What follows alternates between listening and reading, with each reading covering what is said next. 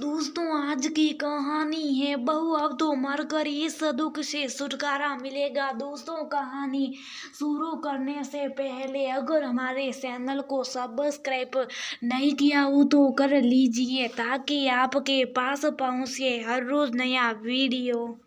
सीमा जी अपने कमरे में आराम कुर्सी पर उदास बैठी, न जाने किन ख्यालों में खोई थी। अभी 10 दिन पहले वह लंबी बीमारी से ठीक होकर वापस आई थी। बीमारी तो ठीक हो गई थी पर वह बेहद कमजोर हो गई थी, इसलिए डॉक्टर ने उन्हें समय पर दवाई, भोजन और आराम करने की हिदायत दी थी।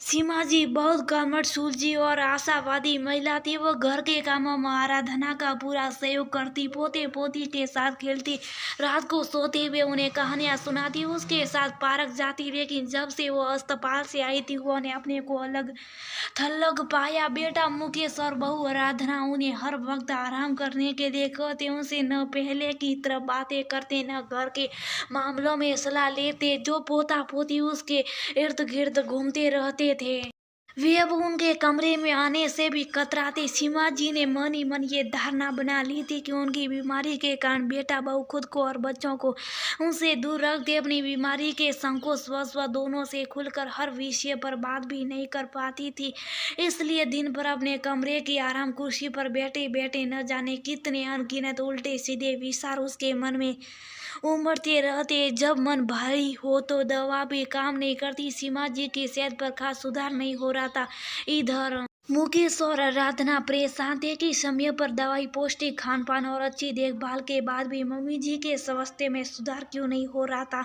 मम्मी जी की तबीयत ठीक नहीं लग रही, वो एक रोटी से ज्यादा नहीं खाती, हर वक्त गुमसुम और खोई खोई सी रहती। एक बार डॉक्टर को दिखा देते, न जाने उन्हें क्या परेशानी। आराधना ने अपनी चिंता व्यक्त करते हुए मुकेश से बोला, ठीक है, मैं कल डॉक्टर में अपॉइंटमेंट ले लेता। नियत समय पर मुकेश और आराधना सीमा जी को डॉक्टर के पास ले गए। पूरा चेकअप कराने के बाद डॉक्टर बोले, इन्हें किसी भी तरह की कोई बीमारी नहीं है। डॉक्टर साहब, फिर मम्मी जी क्यों हर समय उदास और खोई खोई सी रहती है? उन्हें अपनी दवाई और खाने का भी होश नहीं रहता। देखिए, इन्हें कोई बीमारी नहीं, फिर भी आपकी तसल्ली के लिए मैं इनके कुछ टेस्ट करवा देता हूँ।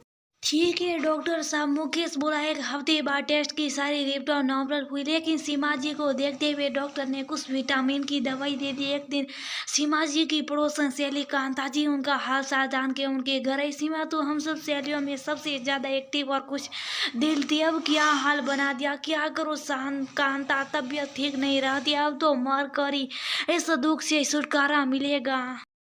तू आशावादी होकर निराशा की बातें कर रही है। तेरे साथ तेरा परिवार है, पोता पोती है, फिर ऐसी बातें क्यों कर रही है? ये सब तेरा कितना ख्याल रखती है, क्या हम नहीं जानते? क्या बताओ, जब से मैं अस्पताल से लौटी हूँ बेटा बहू में बहुत परिवर्तन देख रही।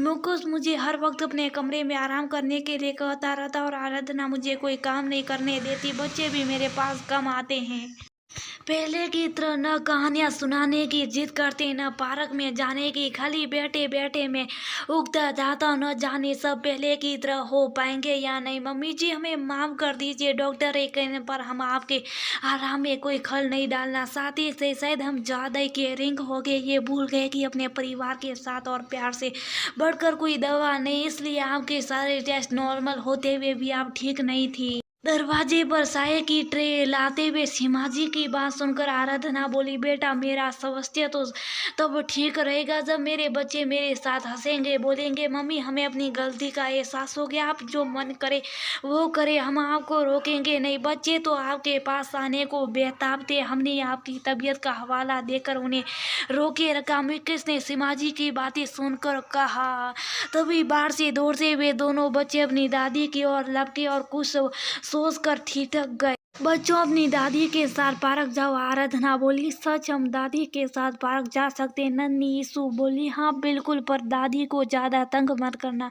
हम दादी को बिल्कुल भी तंग नहीं करेंगे, दोनों बच्चे बोलते हुए दीदी के गले लग गए। आज बहुत दिनों के बाद सीमा जी के चेहरे पर मुस्कान आई। दोस्तों, सच में परिवार के साथ और प्यार से बढ़कर कोई दवा नहीं। यदि परिवार साथ हो तो बड़ी से बड़ी बीमारी और कठिन से कठिन परिस्थितियों भी मुस्कुराते हुए सुलझाई जा सकती।